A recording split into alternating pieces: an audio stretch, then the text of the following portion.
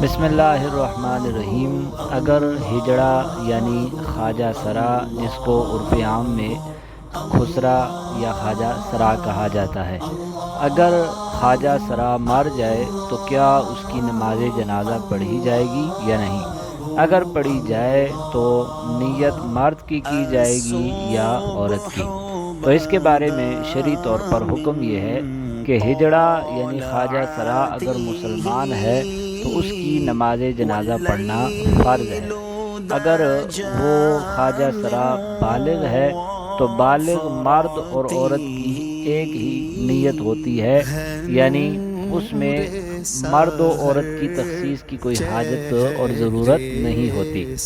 اور اگر وہ ہجڑا یعنی خواجہ سرا نابالغ ہے تو پھر اس کی مشابہت کو دیکھا جائے گا کہ وہ عورت کی طرف زیادہ مشابہت رکھتا ہے یا مرد کی طرف۔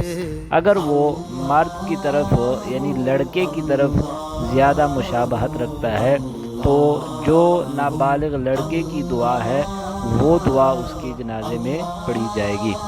اور اگر وہ عورت کی طرف وہ لڑکی کی طرف یعنی لڑکی کی طرف مشابہت زیادہ رکھتا ہے تو پھر اس کی جنازے میں جو نابالغ لڑکی کی دعا ہے نماز جنازہ کی وہ دعا پڑھی جائے گی۔ واللہ تعالی ورسولہ اعلم بالصواب۔